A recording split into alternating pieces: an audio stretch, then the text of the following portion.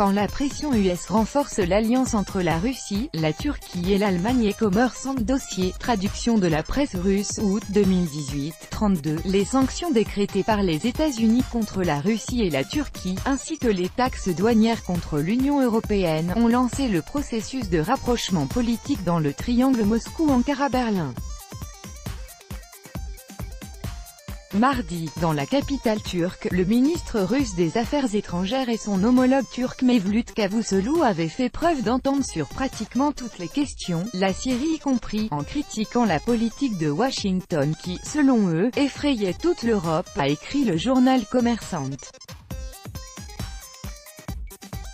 En fin de semaine déjà, Vladimir Poutine rencontrera à Berlin Angela Merkel, qui avait soutenu la veille la Turquie, où la livre s'est effondrée à cause du conflit avec Washington. Alors qu'en septembre prochain le président turc se rendra à Berlin. C'est la 5e rencontre de Sergueï Lavrov avec Mevlut Cavusoglu cette année.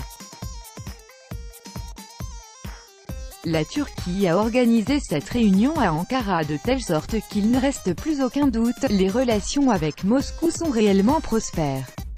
Sur fond de dernières querelles et guerres commerciales entre Washington et Ankara, qui sont des alliés dans le cadre de l'OTAN, ce virage en direction de la Russie ne ressemble pas à un hasard. Le ministre russe a particulièrement remercié Ankara pour ne pas avoir adhéré aux sanctions contre Moscou. Alors que de son côté Mevlut Cavusoglu a laissé entendre qu'un compromis était possible même concernant la province syrienne d'Idlib, une question suscitant des différends profonds entre Ankara et Damas. Outre la Syrie, les deux ministres ont accordé beaucoup d'attention aux États-Unis, qui ont offensé par leurs sanctions tant bien Moscou qu'Ankara. Les idées des diplomates étaient similaires à ce sujet. Sergueï Lavrov a décrit les agissements de Washington comme une « aspiration à dominer partout et dans tout, à dicter la politique, à commander la musique dans les affaires mondiales sans se concerter avec qui que ce soit afin d'obtenir des avantages sur les marchés mondiaux, des profits unilatéraux pour ces entreprises. »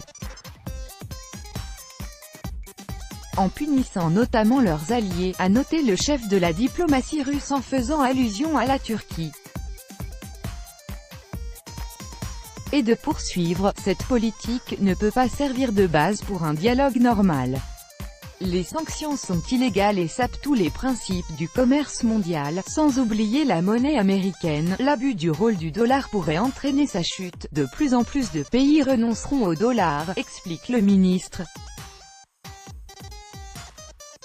Son homologue turc a poursuivi en disant que les sanctions américaines ne préoccupaient seulement les pays qu'elles visaient. Tout le monde est inquiet par les sanctions. Notre président, Recep Erdogan, a déclaré à Trump qu'un tel comportement était incorrect et inapproprié, et d'ajouter que les restrictions énervent déjà l'UE qui sait que, aujourd'hui c'est la Turquie qui a été frappée, mais que demain n'importe quel autre pays européen pourrait se retrouver à sa place. Et ce samedi 18 août, Angela Merkel recevra le président russe en Allemagne. D'après le porte-parole du chef de l'État russe Dmitri Peskov, il s'agit d'une « remise des pendules à l'heure sur les plus importants problèmes, les questions internationales, l'Ukraine, la Syrie, les restrictions auxquelles sont confrontés les différents pays et leurs conséquences ». Les deux dirigeants évoqueront notamment le gazoduc Nord Stream 2, maintes fois critiqué par les autorités américaines.